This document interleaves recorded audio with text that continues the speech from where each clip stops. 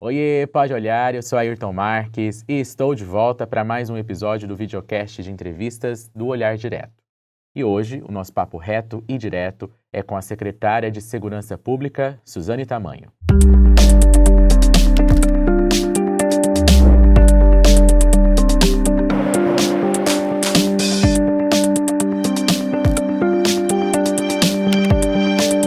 São mais de 25 anos de carreira, passagem pelo comando da Força Tática de Cuiabá e um feito histórico. Foi a primeira mulher do Brasil a concluir um dos cursos mais tradicionais e exigentes da Rota da Polícia Militar de São Paulo.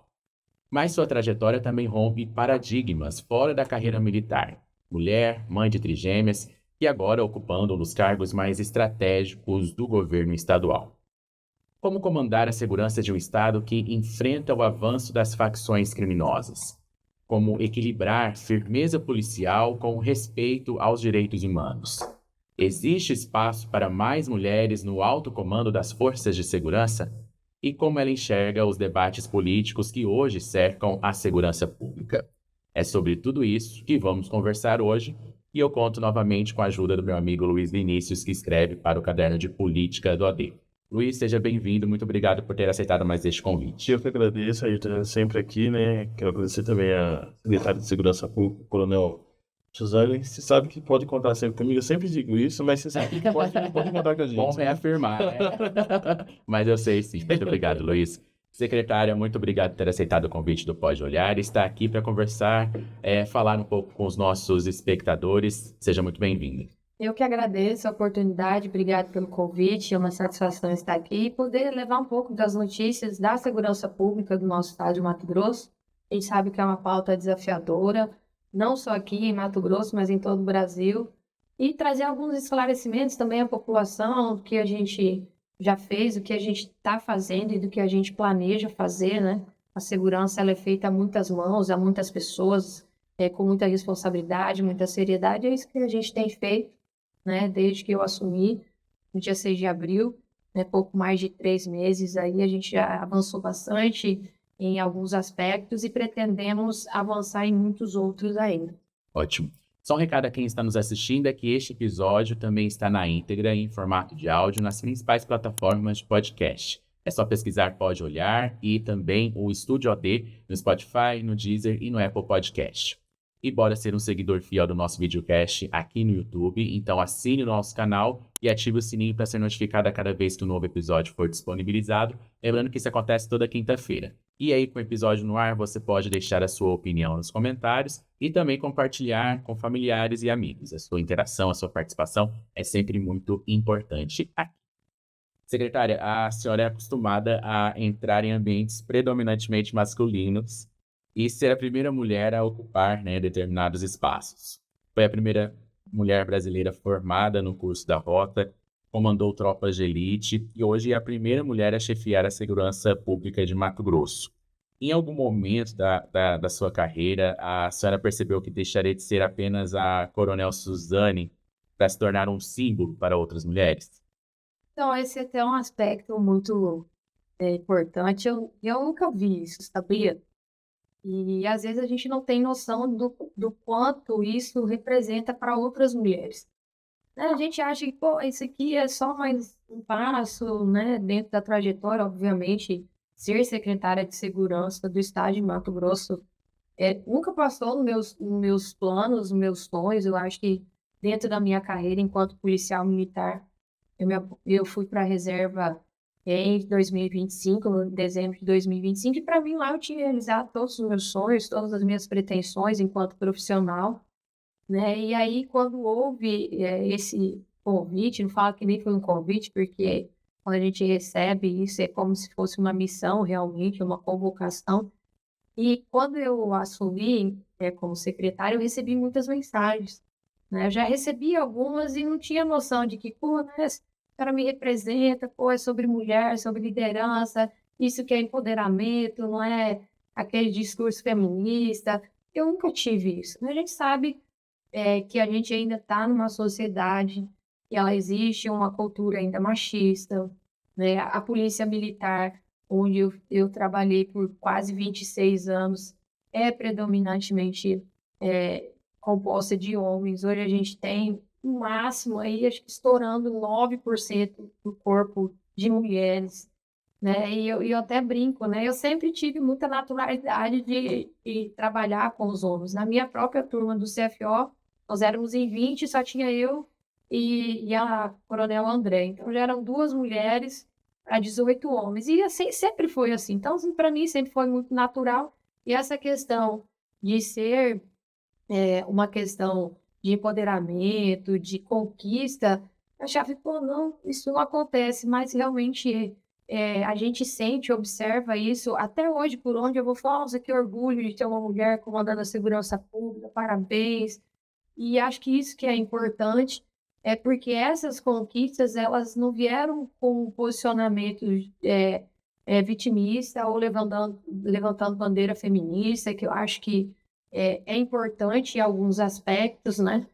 A gente ter um levantamento de questão de respeito, mas essa conquista ela se deu pela trajetória, pelo trabalho, né? Pelas pessoas que sempre caminharam comigo, que a gente não faz nada sozinho, né? É importante destacar aqui que, obviamente, né, eu tenho a participação de ter a garra, a determinação, mas a construção ela nunca foi sozinha, né? Ela sempre foi pautada por pessoas que estavam junto comigo, ladeando ali, fazendo ideias, tendo soluções e realmente fazendo com que as coisas crescessem e evoluíssem, né? Galera, eu escrevo hoje um caderno de política, mas antigamente eu escrevia para polícia. Então eu acompanhava, eu falava bastante com o comandante. E eu, às vezes, como consegui falar com a senhora, a gente tinha um perfil, uma coisa, a gente viu um perfil da senhora muito séria, tá? Uma militar muito séria. Eu queria perguntar para a senhora se a senhora sempre foi assim, ou a carreira no militarismo formou o perfil da senhora assim? Eu brinco assim que assim, ou as pessoas ou me amam ou me odeiam, né? E assim, elas me odeiam até me conhecer.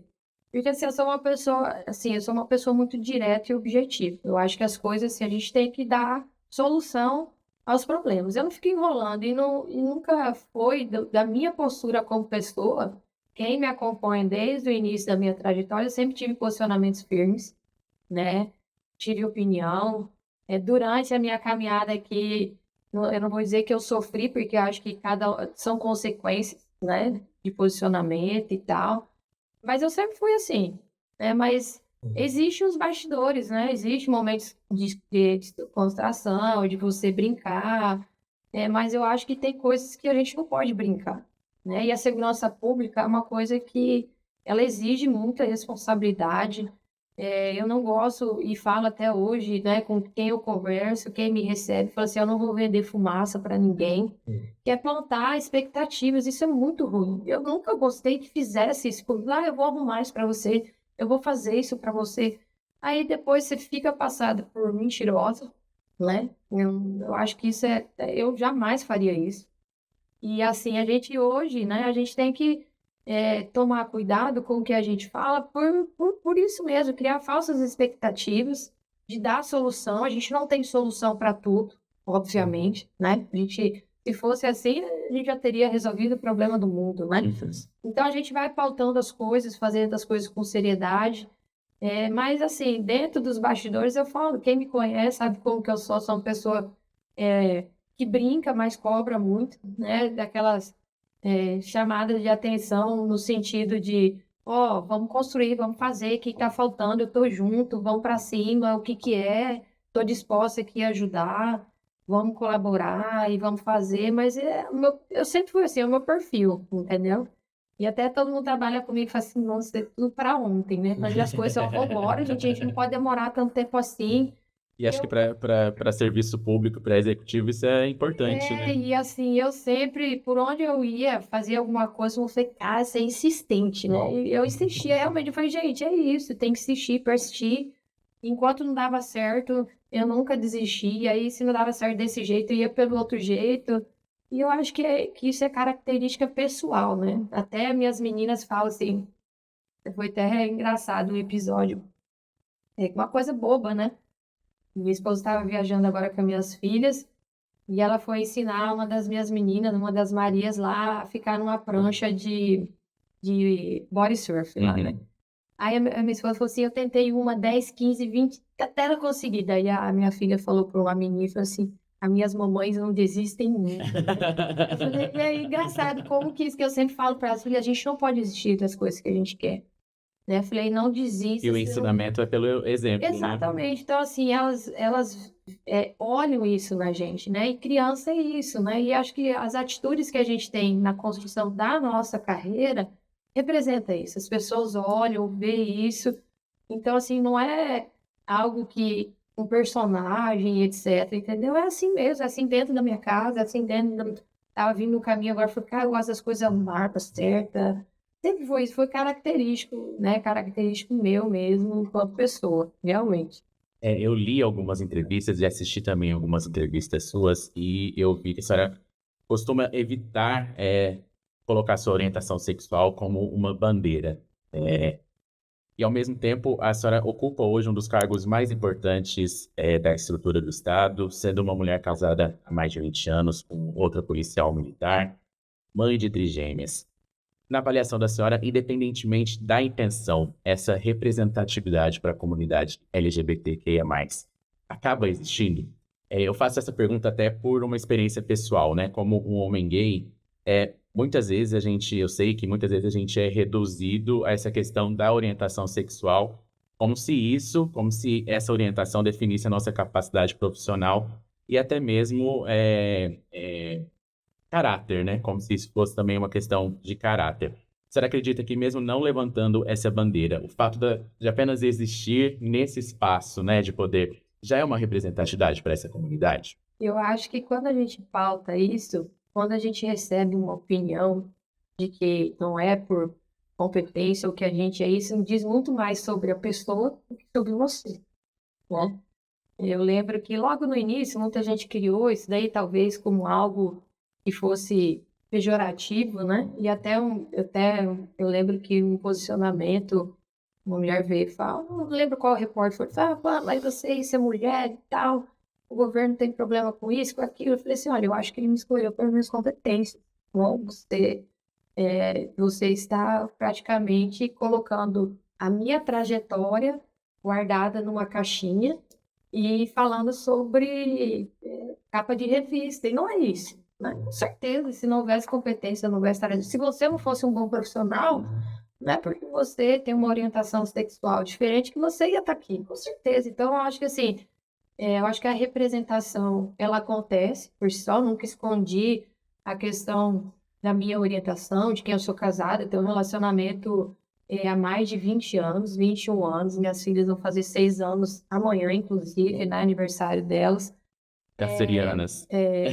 Cancerianas, drama, 3 cancerianas do juntas. início ao fim, né? Corda dramática, né? Ai, Jesus, tá bom. E eu sou taurina, né? Ixi. Que é... E eu falei, mas tá tudo certo, né? Deus sabe de tudo que faz, né? E eu acho que essas questões, assim, elas representam realmente, né? E eu lembro quando foi isso ao ar, né, de colocar isso aí, acho que as pessoas acharam que isso ia ser pejorativo de algum momento, mas muito pelo contrário, né? Por quê? Porque eu acho que, assim, é ter respeito, né? Eu acho que a minha vida pessoal, eu sempre mantive ela em respeito a tudo, né? Eu acho que a gente tem que respeitar todas as opiniões, todas as orientações. Eu acho que o que resume realmente são pessoas profissionais, né? Eu não vou te contratar porque você é isso, aquilo, branco, preto, pobre. Não é pelo que você faz. Se você está dando conta do seu recado, tá ótimo. E é isso que eu quero enquanto pessoa, enquanto profissional. Mas é óbvio, né? Tem todo um contexto, né? Isso, dentro da minha trajetória, sempre foi, né, uma questão de que em muitos momentos eu fui muito criticada, né? Em alguns posicionamentos e etc. Vários contextos. Hoje é muito diferente, né? Hoje a gente observa muitas questões diferentes. Eu acho que realmente é importante para a questão da representação, mas não se resume com certeza a isso, né? Eu acho que é a questão do profissionalismo que a gente tem que pautar realmente. Mas com certeza isso foi um marco Sim, na com instituição, certeza, né? com Que é certeza. predominante masculino, né? Sim. Então acho que isso foi um marco. Eu acho que assim, são coisas que são a primeira vez que acontece, né? Tudo que é a primeira vez que acontece e o improvável acontecer, É uma coisa que realmente marca, né? Só que é como eu te disse, né? Eu sempre conduzi tudo com muita tranquilidade, muito respeito, né?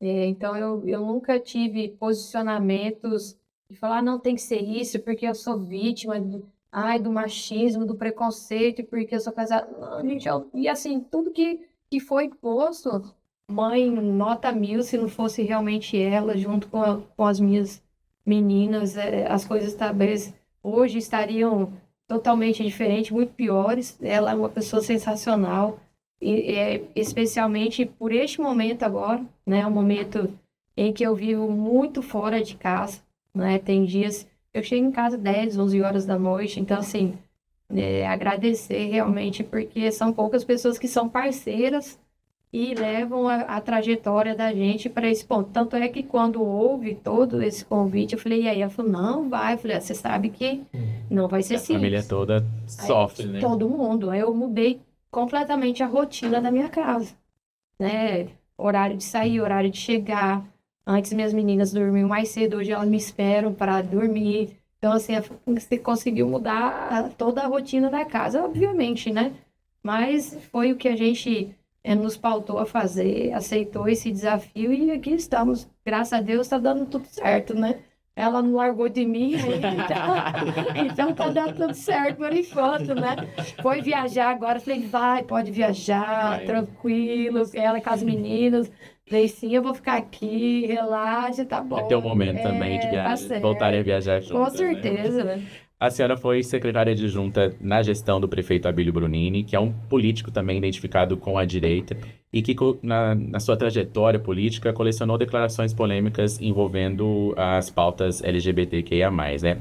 A senhora se considera uma pessoa de direita e como a senhora avalia o tratamento que parte desse campo político dá às pautas da diversidade? Então, eu nunca me levantei bandeira política. Meu pai foi político quando eu era criança, lá no Rio Grande do Sul. Ele foi vereador e acho que eu já tinha ranço de política, de ficar, porque saía isso e aquilo. E assim é lógico, né? A gente vive numa sociedade, num estado, num país onde tem a política, né? Os cargos que a gente ocupa de alta gestão, a gente sabe que são escolhas de políticos, né? Apesar de ter toda a trajetória, toda a competência, é uma pasta que exige que a pessoa seja e tenha conhecimento técnico, mas são escolhas políticas. Mas eu, particularmente, eu nunca fui filiada a nenhum partido. E eu acho que, assim, dentro do cenário nacional que a gente precisa se posicionar são com princípios, valores e respeito, né? Eu acho que é o que a gente mais tem aqui durante a gestão que eu tive com o prefeito no município. Eu nunca senti nenhum problema com relação a isso, muito pelo contrário, né? As pautas que eu discutia com eles eram pautas técnicas, né? Então, eu nunca presenciei nada, nunca observei nada e a gente se comunicava constantemente, né? Então, assim, eu acho que é o que o país precisa realmente, a gente precisa avançar em alguns aspectos. Eu falo de segurança, hoje a gente vai falar, vai já entrando em questões de facções criminosas. A gente precisa ter um posicionamento de endurecimento legal, né? Porque hoje, dentro, até aqui do nosso estado, nós modificamos a segurança desde 2019. A gente passou por um avanço muito grande em termos de investimento, de equipamento, de estrutura física, de capital humano. Para você ter a noção, a população carcerária nacional, ela cresce em média 7%. Aqui cresce 15%. Então, o que isso tem a ver? Isso tem a ver com dados de operações que a Polícia Civil vem fazendo, que a gente fala da asfixia financeira, as facções criminosas. São as operações que a Polícia Militar tem feito, operações em que a gente, assim que assumiu, falei, a gente tem que trabalhar com policiamento orientado pela inteligência. Faz levantamento de informação e ataca realmente onde o problema está. Então, hoje, só quando a gente vai observar aqui o número de operações, tanto a Polícia Civil quanto a Polícia Militar tem deflagrado, tem colocado muita gente na cadeia, tá? Então, eu acho que assim, e aí depois quando a gente observa toda a parte da custódia jurídica e legal, eu tenho casos aqui, esses dias até o próprio governo do estado estava falando assim, pô, tem cara aí, tá acontecendo muito furto em tal região. Eu liguei para o comandante regional aqui de Cuiabá, Coronel Lima Júnior, falei para ele, Lima, ó, o que está acontecendo no bairro e tal? Ele falou, não, chefe, é o seguinte, ó, me trouxe um relatório. Quando ele me trouxe esse relatório, cara que foi preso 10, 15, 20, 35 vezes pela prática de furto. Então, assim, cara, alguma coisa não tá certa, legalmente falando. Como que você prende uma pessoa 35 vezes por furto? Isso não é uma realidade do Estado, é uma realidade nacional. Então, eu acho que a gente tem que ter um posicionamento incisivo com relação a isso, porque a sociedade não aguenta mais. A gente cai até na descredibilidade. Recebi no meu Instagram, uma mulher falou, poxa, já é a quinta vez que furta o meu estabelecimento comercial. Já era a quarta vez que prendia a pessoa. E aí o cara não fica preso, porque o processo ele tem que andar, às vezes a questão, às vezes prende o cara e aí não é nem o furto, é uma tentativa de furto. Então, assim, a gente vê que realmente a gente precisa de um avanço em termos de legislação no país, e eu acho que isso aí não é uma pauta de direita, de esquerda. Não, a gente precisa avançar nisso, porque senão a gente vai ficar aqui na segurança pública o quê? Enxugando gelo. Que a gente vai, faz operação, deflagra operação, prende gente, e aí tem toda a questão dos presídios estarem, às vezes, superlotados. O governo tá construindo mais presídios. Agora eu até brinquei com o secretário de Justiça, onde estava com ele, falei, ó, dobra a meta, porque nós estamos dobrando a meta de operação, então você vai ter mais gente presa. Falei, pô, coronel, já também. Falei, não, e é isso que acontece. Então, acho que o posicionamento ele tem que ser duro para facções criminosas. O que a gente espera disso? Então, assim, se a gente não tiver um posicionamento diferente... Você acredita que o endurecimento das penas vai resolver essa questão? Não, ele vai dar um olhar diferente. Ele vai dar, pô, o cara vai falar assim, não, realmente eu vou ser punido, eu vou ficar preso, eu vou ter a consequência, porque hoje o cara, ele tem a plena convicção de que ele vai lá, ele vai furtar, ele vai roubar, e eu vou sair da cadeia, eu não vou ficar preso, eu tô lá dentro, eu tenho que ter todo um tratamento que condiz com direitos humanos, e ninguém está falando aqui que não tenha que acontecer isso, né? Eu acho que a gente respeita a dignidade da pessoa humana, desde do primeiro momento da sua abordagem até o momento que ele está encarcerado, mas ele tem que sentir que realmente de lá ele não vai sair. E que estar privado de liberdade, se ele cometer algum crime, realmente ele vai estar privado dessa liberdade, né? Ele não vai cometer uma atrocidade daqui 1 ano, ele tá fora aí. Quantos casos a gente vê? Até um maníaco lá do parque lá, você solto. Então, assim, você acredita em quê? Então, eu acho que realmente tem que ter um endurecimento. Por quê? Porque isso é a consequência da pessoa. Ele vai falar assim, peraí, isso aqui não vai dar certo. Por quê? A gente está fazendo a nossa parte enquanto segurança pública. E se a gente não se unir entre o executivo e o judiciário e o legislativo, principalmente... Gente, é a realidade, infelizmente, e a gente vai ver atrocidades continuar acontecendo. E aí, assim, hoje, né, por conta dessa situação lá de Fortaleza, você vê um levante muito grande. Ah, a gente tem que falar sobre prisão perpétua, sobre pena de morte até. Só faltando um pouquinho o assunto aí, ele citou o prefeito Abílio. A senhora era secretária adjunta do prefeito Abílio, tinham combinado até, eu me lembro que nas informações de bastidores, que a senhora ia assumir, se eu não me engano, a Secretaria de Segurança Pública do município. Eu lembro que a senhora chegou a ser nomeada. Passou alguns dias, a senhora foi anunciada como secretária de Segurança. A gente sabe que o prefeito Abílio é muito próximo do governador Otaviano Pivetta. Eu acho que houve um contato do prefeito. Olha, eu tenho uma policial militar aqui preparada para assumir esse cargo. A senhora acha que teve essa indicação, essa conversa?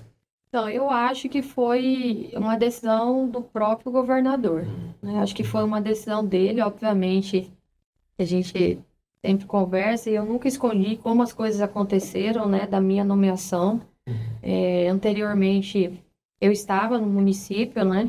Eu tive poucos contatos com o governador anteriormente, acho que umas 4, 5 oportunidades que eu conversei com ele. Até porque eu comandava uma unidade em que não estava muito ligada à autogestão. Estava no serviço realmente operacional, na ponta da lança lá, Então, essas questões de resolução de alta gestão, tinha algumas coisas que eu era entrona mesmo de fazer, né, da questão da construção da unidade, né, isso envolveu o ex-governador na época. Eu lembro quando eu assumi a Força Tática em 2022, eu fui apresentar o projeto de construção ao ex-governador Mauro Mendes na época, né, o senhor governador Taviano Pivete estava lá nesse momento, e aí eu fui lá fazer toda a articulação, a gente precisa, isso vai fazer um boom diferente para a tropa, a gente precisa disso, uma tropa especializada. Então, assim, eu tive poucos contatos com ele, e às vésperas, assim, da minha nomeação, que ele me chamou para conversar.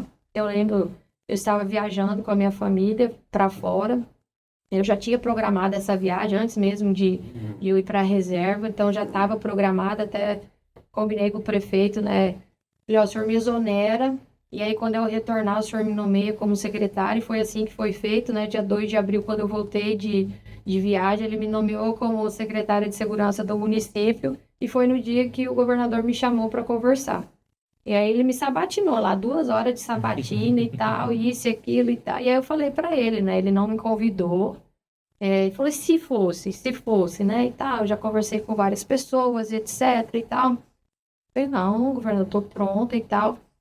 E aí, assim, depois que eu saí dessa conversa com ele, no outro dia subsequente, o prefeito me mandou uma mensagem, falou, ó, tô contigo e tal. E eu fiquei até assustada, falei, tá comigo no quê? Porque eu falei pro governador, falou, ó, eu estou com o prefeito lá, eu tenho uma satisfação, até porque eu fiz compromissos de gestão com ele, qualquer novidade o senhor me avisa. Ele foi e ligou, acho que pro prefeito, falou, ó, eu vou precisar dela e você se vira aí, entendeu? E aí o prefeito me ligou, eu falei, prefeito, falou, ó, parabéns, assim, você é uma profissional extremamente competente, muito feliz. Então, assim, acho que foi o contrário, acho que não houve indicação nenhuma dele, ele só corroborou, obviamente, né, com isso.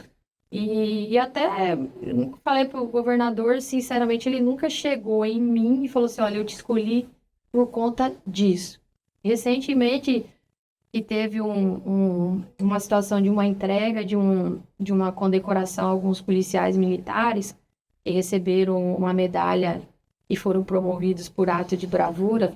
Me recordo bem de um dos policiais, que foi o Sargento Pedroso, do qual coincidentemente, eu fiz o processo dele por ato de bravura.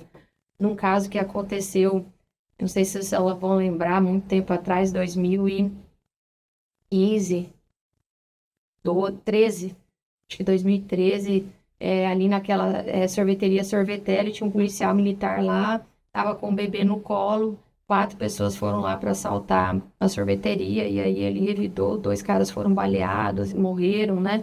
E esse caso ele foi pro... E aí no dia que o governador foi entregar a medalha, eu e minha filha, ó, governador, estou muito feliz de estar aqui hoje, porque eu trabalhei no Batalhão Rotan, conheço esse policial. O que ele fez lá, eu particularmente não sei se eu teria feito com um bebê recém-nascido no colo.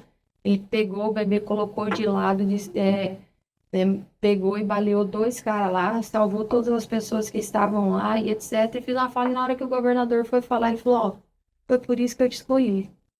Aí eu fiquei até assustada, assim, né? Pelo seu caráter, pelo seu posicionamento. Toda vez que eu vi você fardada, eu vi o amor que você tinha na sua farda, a sua competência. E eu até brinquei, falei assim, pô, né, governador, obrigada, né? E assim... Mas eu reconheci. Então, assim, eu acredito que foi uma escolha dele, até porque, assim, eu nunca tive um alinhamento político com ninguém, né, de deputados. Então, assim, até brinquei com ele, falei, ó, governador, o senhor vai ter ninguém pedindo nada, a única coisa que eu tenho de compromisso é com o senhor, com a gestão do estado de Mato Grosso, é isso que eu quero fazer, né? E aí depois, quando realmente ele me ligou e falou, e aí, tá pronta? Eu até brinquei, falei, eu nasci pronta, governador, tô pronta, sei dos desafios, sei que a gente está num momento de fechamento de gestão, né? No momento político também, né? De uma pauta política ao governo do estado, então a gente sabe da responsabilidade, e é isso que a gente tem feito, conduzindo com responsabilidade, né, realmente fazendo o que a gente pode fazer para a população do estado de Mato Grosso. Acho que é o mais importante porque a gente vive aqui, né, eu moro em Cuiabá, minha família mora em Tangará da Serra, E eu acho que assim, a gente tem que cuidar da nossa cidade, do nosso estado, e é isso que a gente tem procurado fazer à frente da segurança pública do estado. Secretária, um dos maiores desafios atuais é o enfrentamento às facções criminosas, né? Alguns institutos fazem até levantamentos sobre nível de violência dos estados, como o Atlas da Violência, e mostrou Mato Grosso acima da média nacional em homicídios e o crescimento da violência letal nos últimos 5 anos, apesar da queda em relação a uma década. Que diagnóstico que a senhora faz desses números, dos números atuais da segurança em Mato Grosso? Eles revelam uma piora da violência ou uma mudança na dinâmica do crime organizado no estado? Bom, nosso estado, ele é muito característico em alguns aspectos. Primeiro, nós somos um estado fronteiriço. Fronteiriço com um país, que é a Bolívia, que é o maior produtor de drogas que a gente tem aqui na América. Então, a gente tem uma dificuldade, né, com a parte da fronteira, que a gente está praticamente quase 1.000 quilômetros de fronteira seca, né? Ali a gente tem um grupamento que cuida dessa fronteira, que é o GEFRON. Parabenizar a atuação do GEFRON em nome do comandante, Tenente Coronel Ayrton, que está lá. Só para vocês terem noção, só nesse primeiro semestre foram retiradas de circulação 19 toneladas e meia de entorpecente.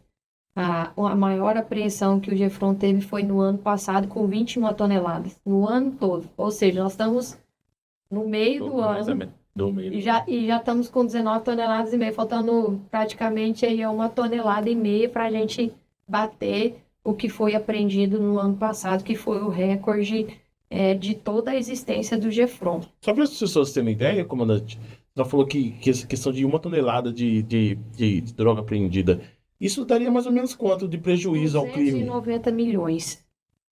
290 milhões, mais ou menos, isso só dessa droga que eu estou falando. Eu não estou nem falando, por exemplo, até das aeronaves, que hoje é uma modalidade crescente aqui. Agora, essa semana aqui, foi na terça-feira, tinha uma aeronave ali aqui na região de Cáceres. Essa aeronave já tinha sumido há algum tempo, eu tive em Cáceres na segunda-feira. Na segunda-feira à noite, o Tenente Coronel Adão, parabenizado pelo trabalho lá na fronteira, também ligou para a Polícia Coronel, aqui eu achamos uma aeronave que estava sumida. Eles acharam na primeira adentramento lá 2 corpos, né, desses caras que estavam com a aeronave, estava 113 tabletes de cocaína. Depois, no outro dia, eles voltaram, né, porque era noite, no outro dia de manhã voltaram, achou mais 73 tabletes de cocaína. E está tendo uma circulação não só ali por aeronave, mas toda essa questão além de a gente ter a fronteira, a gente tem a divisa. Divisa onde?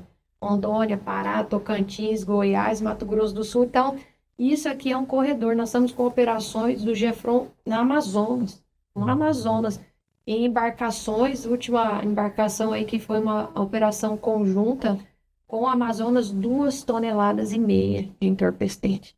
Então, assim, é muita droga circulando, né? E aqui é um corredor realmente, né? Sai da Bolívia, passa aqui no Mato Grosso, vai para Goiás, vai para Brasília, vai para São Paulo.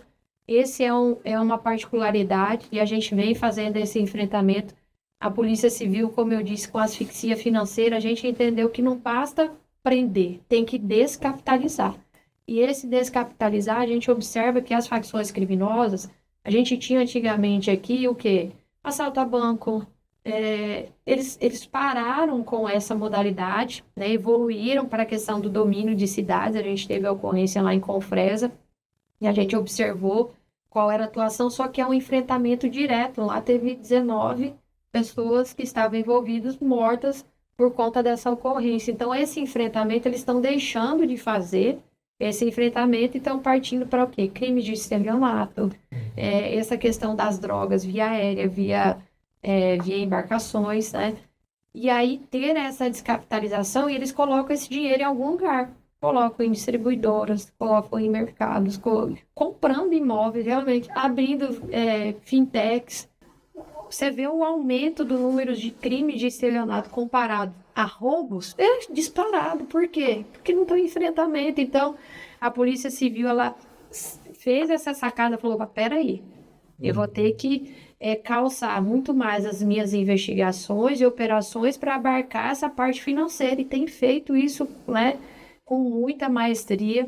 Operações fora do estado. Recentemente, a Polícia Civil teve em outro estado aqui fazer a captura de pessoas que estavam com mandados aqui decretados por conta de operações. Então, assim, esse avanço das forças de segurança tem surtido um resultado. Você falou com relação ao Atlas da Violência, é um dado de 2023 e 2024, trazendo os dados atualizados nesse primeiro semestre. Nós estamos com a redução de 10% nos índices de homicídio dentro do estado de Mato Grosso.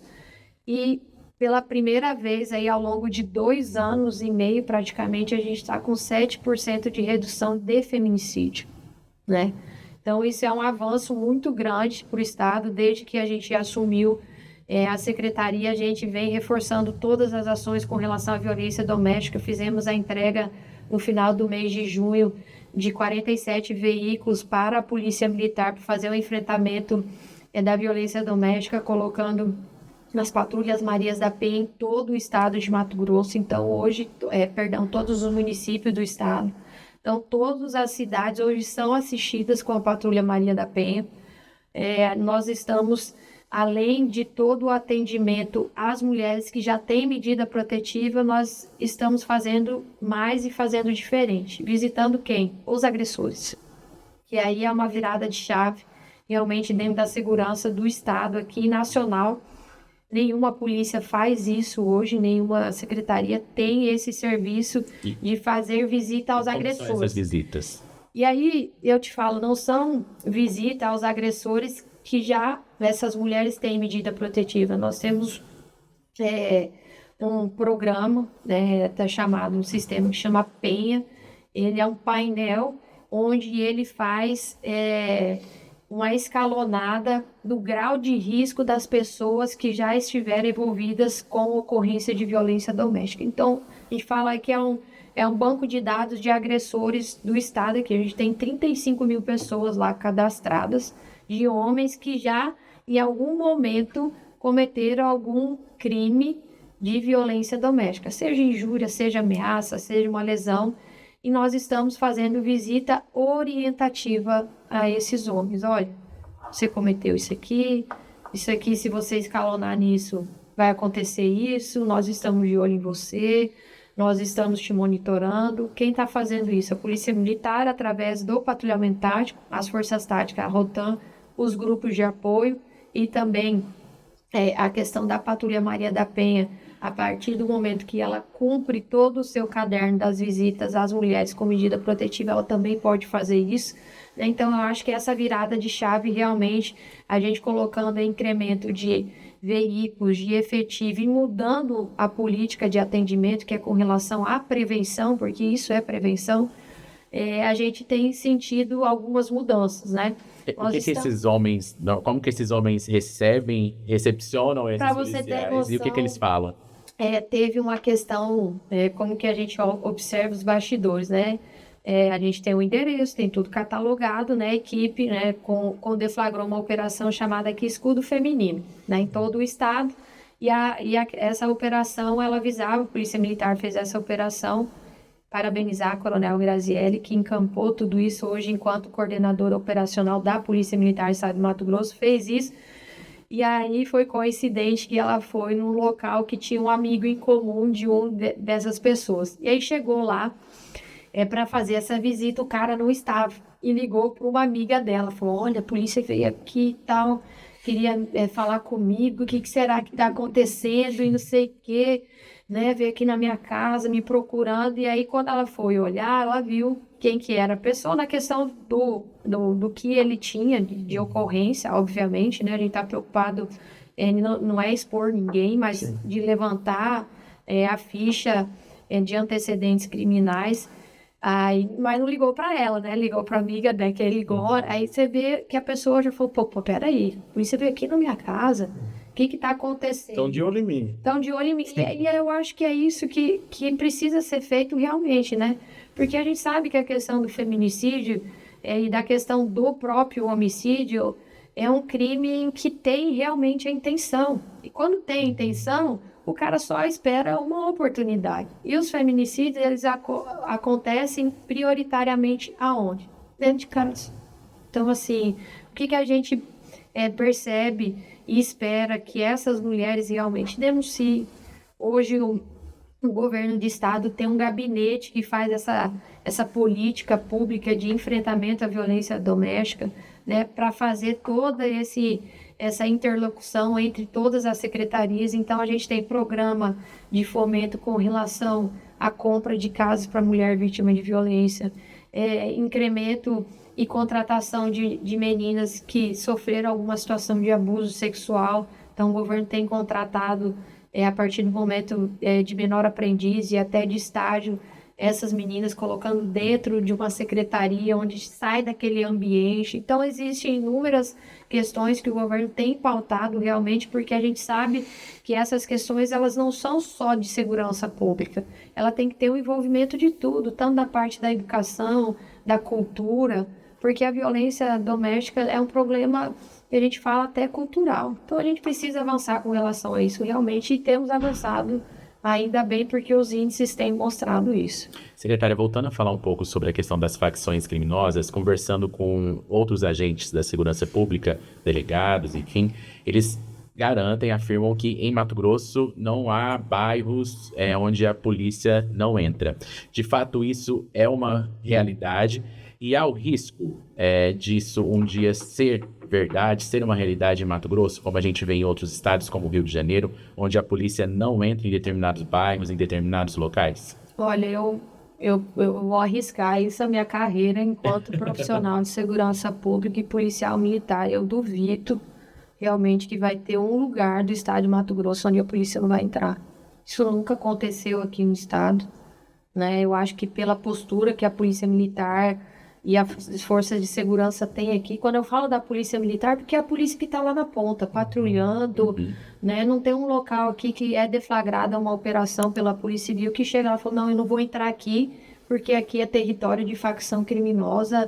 Então, eu acho que isso foi calçado em como a polícia coloca a sua força de segurança, né? Então, hoje não existe isso aqui. A gente teve recente agora policiais militares lá de Minas Gerais que vieram dar um curso aqui sobre patrulhamento em área de alto risco, né? E quando eu fiz o curso de operações OTAN em 2024, a gente fez uma visita técnica lá em Minas, e lá tem a questão de favelas, né, e morros. Aqui a gente não tem isso, né? Já é uma característica de terreno nosso.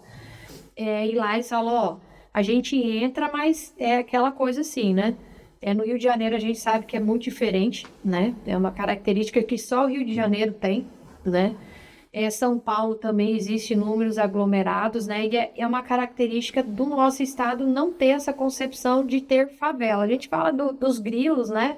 Onde iniciam muitas vezes por questões de facções, mas aqui dentro do estado de Mato Grosso realmente não tem nenhum local, né? E assim, realmente se existir isso daí eu desconheço. Enquanto eu estive no serviço de ponta da polícia, numa unidade especializada, nunca ouvi falar, se quer falar assim, ó, aqui a gente não entra. Tanto é que aqui em Cuiabá não tinha nenhum lugar que a Força Tática ou qualquer unidade da Polícia Militar não entrasse. Então, aqui a gente não tem isso. Existe a facção criminosa? Claro que existe, né? A gente observou agora que a gente estava em Cáceres, primeiro começou em Sorriso, e em Cáceres depois uma disputa de facções pelo poderio territorial daquela região. Por quê? Dinheiro, fronteira, dinheiro. Pontes Lacerda hoje é um atrativo para as facções criminosas quando a gente fala da questão do garimpo, mas não tem local que não entra. Vai lá ver hoje como está lá em Pontes Lacerda. A gente tem ocorrências, tem. A questão do garimpo atraiu muita gente, mas a polícia entra em todos os lugares. E realmente, se existir algum lugar que mande aqui no meu Instagram, que com certeza vai resolver. A gente vai resolver isso daí, eu desconheço realmente, tá? Secretária, a gente está falando muito aí essa questão de asfixia financeira das facções criminosas. A gente viu recentemente aí que o PCC, ele se infiltrou na Faria Lima, no maior centro financeiro do país. A polícia aqui de Mato Grosso, ela está preparada para enfrentar esses crimes criminosos, trabalhando de forma, como já diria na acepção da palavra, organizada? Com certeza, eu acho que assim, isso daí há um levantamento, a gente tem um organograma nessas facções criminosas, a gente tem isso, sabe quem é quem é isso, quem é aquilo, porque muitas das vezes a gente fala que a gente chama até, às vezes muitos citam organização criminosa, né? Por quê? Porque eles têm um organograma realmente, tá? E a gente conhece quem que é João, quem que é José, quem é esse, quem é aquele, onde está, quando está, se é tio de quem, pai de quem, mãe de quem. Por isso é totalmente preparada. Obviamente, as coisas vão girando, né? Se você tá hoje, você saiu, você sofreu alguma coisa, você foi afastado, você foi cortado, você morreu, já tem outro no seu lugar.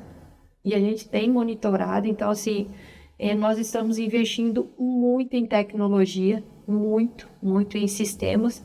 Né? A gente, desde 2019, eu disse aqui, a gente teve investimentos massivos em equipamentos, em estrutura físicas, ainda estamos avançando e agora a gente está fazendo um investimento muito grande em tecnologia. Para vocês terem noção, o programa Vigia Mais Mato Grosso aqui dentro, nós somos o estado mais vigiado da América Latina.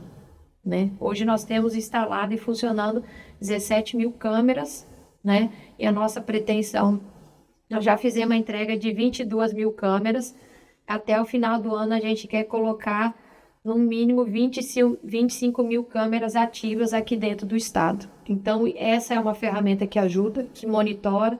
Nós estamos agora, vamos licitar o motor de inteligência artificial e reconhecimento facial, as câmeras que a gente tem hoje. Então, a gente precisa e a gente entende que avançar tecnologicamente vai auxiliar as forças de segurança a fazer isso, mas nós temos uma polícia extremamente preparada, a cadeia de custódia que a gente segue e tem toda a constituição de prova, elas são mais robustas. Para você ter noção, estava em Cáceres agora, uma operação que a gente fez lá, a Operação Território Livre, nós tiramos muitos celulares de circulação. Né? Em 6 meses, eles fizeram análise de 120 celulares lá. E desses 120 celulares, tantas informações que se tem, análise de imagens de câmeras de segurança. Então, isso aí tudo corrobora com a questão da cadeia de custódia e provas. Então, a gente tem robustecido isso, né? A Politec ficando muito mais científica do que já é com equipamentos. Então, isso aí robustece toda a cadeia de custódia de provas e realmente coloca esses criminosos atrás das grades. A gente quer que assim eles permaneçam, né? Mas, com certeza, as forças de segurança estão preparadas e ficarão ainda melhor com os investimentos que a gente está fazendo e fará na segurança pública do estado de Mato Grosso. Secretária, a gente está chegando ao fim do episódio, mas eu quero falar rapidamente sobre uma medida do governo Otaviano Pivetta recente, que foi a novas convocações da Polícia Militar, zerando a lista de aprovados do concurso público no cadastro reserva, né? Esse efetivo resolve o problema, a questão da falta de policiais em algumas regiões, agora... não tem como mais questionar essa falta de efetivo e como que isso foi possível também zerar essa fila aí, que era uma cobrança dessas pessoas que passaram no concurso em cadastro reserva, né? Eu falo que isso só foi possível por uma gestão de estados, né? Primeiro, da gente ter um saldo positivo dentro da conta do estado para poder fazer essa convocação, porque isso é extremamente importante. Quando a gente faz uma convocação, não quer dizer que eu estou chamando aquele cara e vou pagar o salário dele, eu vou pagar a vida inteira. Né? Então, muita gente questiona, por que não chama mais isso e aquilo? Então, eu tenho que fazer uma análise financeira, porque eu estou colocando alguém para dentro, né, do Estado, né, um servidor, em que eu vou ter todo um planejamento, e isso só foi possível acontecer primeiro por uma gestão fiscal do Estado. Né? Então, você está com o seu ordenamento financeiro, né, certinho, bonitinho ali, foi possível isso. Né? A gente fala que isso foi um avanço muito grande que o governo propiciou para as forças de segurança, especialmente para a Polícia Militar. Para a gente ter noção, com esse incremento de efetivo, a gente vai chegar, eu acho que agora nós estamos terminando as convocações, né? Muita gente desistiu, a gente ficou muito triste, porque eu falei, poxa, cara, não existe não, né? Agora que foi, se fosse convocado todo mundo, dava 1.000 e tantos policiais, muita gente desistiu. Por quê? Porque tem um tempo que o concurso foi realizado, a pessoa acabou passando em outro, mudou de ideia e tal, então acho que a gente vai chegar aos 950 policiais militares, tá? Hoje a gente já tem aqui em Cuiabá em formação 300 e todo o outro restante foi distribuído nos polos, muito sabiamente decidido isso pelo governo do estado de colocar esses policiais nos polos. Então hoje a gente tem nos 15 comandos regionais acontecendo a formação, né? Por quê? Porque a gente vai reforçar lá na ponta de todo o estado de Mato Grosso. Então, quem está lá em Confresa hoje fazendo o curso de formação de soldado, eu já até brinquei, né? Eu fui em Cássio, fui em Lacerda, fui em Tangará eu falei, gente, é aqui que vocês vão ficar. Vocês vão permanecer nessa regional. E vocês talvez não, vocês não só ficaram em Tangará. Vocês vão para Sapezal, vocês vão para Brasnorte, vocês vão para Campo Novo. Então, quem está lá na região aqui de Cássio, vai para Mirassol, vai para o interior. Então, a gente vai ter esse incremento muito importante e isso vai representar mais de 10% do efetivo da PM. Então, você vê, a gente já está tendo um acréscimo de 10% do efetivo. A Polícia Civil também está tendo a formação. Tivemos uma frustração de realmente não aparecer. Dos 230 apareceram só 120. Né? Então já houve uma frustração, então esse investimento só foi possível por conta disso e realmente a gente vai avançar muito. A partir de agora, dos mais ou menos 60 dias, esses alunos já começam a estagiar, a formação deles termina no ano que vem, a gente vai ver a partir de março do ano que vem uma segurança pública muito diferente dentro do estado, vocês podem ter certeza disso. Só para finalizar, fazer duas perguntas para a senhora. O último reajuste das praças foi há 12 anos, se eu não me engano, reajuste salarial. Gostaria de saber da senhora se existe algum planejamento de reajuste ou projeto de reajuste salarial para as praças da Polícia Militar. E sobre a etapa de alimentação. Alguns policiais, eles procuraram a gente, me procuraram, né? E para reclamar sobre isso. É muito pouco o valor. Acho que, se não me engano, 300 reais alguma coisa. Tem possibilidade de aumentar essa questão da etapa de alimentação, que é um recurso que o Estado dá para que policiais que fazem plantão almoçar, jantar, tomar café da manhã, né? Hoje ela foi reajustada recentemente, tá? R$ 534. A gente sabe que quando a gente faz uma análise de cesta básica, a gente observa o valor, né? O policial, ele trabalha em jornadas, né? E aí, geralmente, ele faz de 2 a 3 refeições durante a sua jornada. Se ele entra de manhã, ele vai tomar o café dele, fazer o almoço, talvez um lanche, porque ele sai 19 horas. Ele tem que ser bastante econômico para fazer as suas refeições com este valor. Eu acho que a gente teve esse reajuste recente, mas a gente acompanha o quê? Acompanha a evolução da alíquota da taxa de juros e realmente o aumento da cesta básica comparado ao que a gente tem dentro do país e do estado. Então a gente precisa revisitar isso aí constantemente, como tem feito. Quando houve a implantação primeiro, lá era R$ 450, subiu um pouquinho e agora subiu outro pouquinho. Com relação ao salário, realmente não é somente as praças, desde todo mundo, porque quando há um aumento salarial, esse aumento salarial acontece desde do soldado, aluno soldado, até o coronel. A gente precisa revisitar isso, o governo já sinalizou sobre esta pauta, né? Mas isso ela vai acontecer com análise da rede de responsabilidade fiscal. Então, o que eu sempre falo? Falei, gente, é uma pauta sensível, não é simples, não é fácil, porque eu sempre falo que o aumento salarial, ela não é pontual agora, ela é para a vida inteira.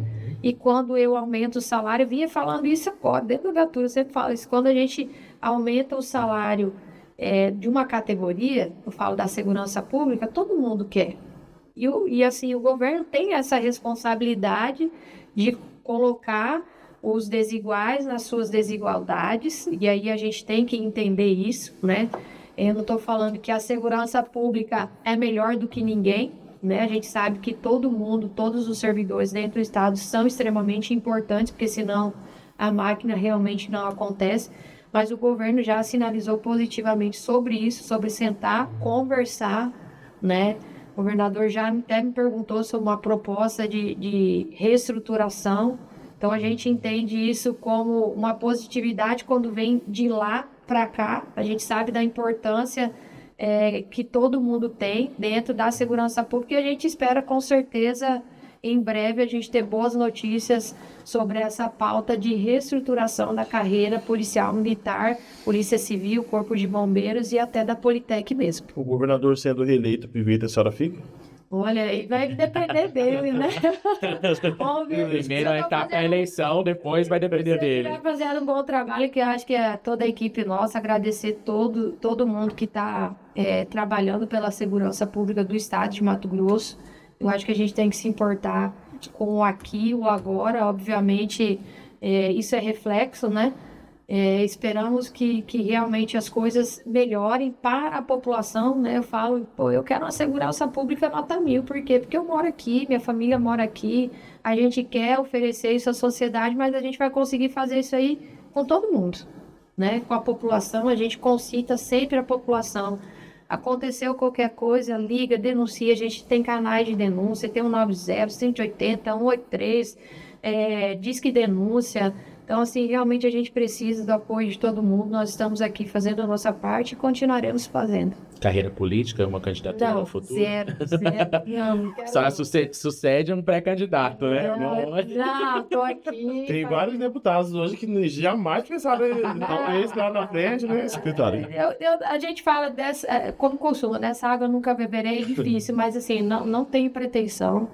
Inclusive, quando eu falei com o governo, eu falei, governo, não tenho pretensão, não quero, gosto disso aqui e tal, porque assim, eu vou ter muita dificuldade em algumas coisas, eu prefiro ficar aqui fazendo esse enfrentamento, eu gosto disso, eu até sinto falta, né, de estar na rua, né, até brinco, onde eu vou, falo, vontade de vestir uma farda e estar na rua e tal.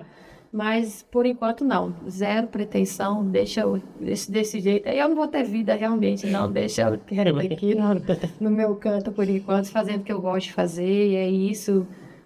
Continuo nessa pegada aqui até onde Deus deixar e nos permitir. Né? Acho que a gente tem caminhado, tem avançado e é isso que importa. Ótimo, secretária Suzane Tamanho. Muito obrigado por ter vindo até o Pode Olhar, falado sobre sua trajetória, sobre essas ações também dentro da segurança pública. É sempre um prazer e com certeza terá outras oportunidades. O espaço do Pode Olhar e do Olhar Direto estão sempre abertos. Até uma próxima, muito obrigado. Obrigada, agradeço a todos, forte abraço e sigamos aí perseverantes, destemidos e audazes para a gente nunca desistir do que a gente quer e fazer desse estado um estado próspero e melhor para todo mundo. Ótimo, Luiz, muito obrigado e até uma próxima. Eu que agradeço, secretário. Faltaram mais umas 23 perguntas que eu tenho aqui. Mas tem um podcast, daria. Precisar também, se chamar. E você acompanha a repercussão deste episódio no nosso portal, que é o olhardireto.com.br. Segue a gente nas redes sociais, é o @olhardiretoOficial em qualquer uma delas. E no Instagram você também acompanha os bastidores no estúdio.od. Eu vou ficando por aqui e volto na próxima semana com mais um papo reto e direto. Tchau, tchau.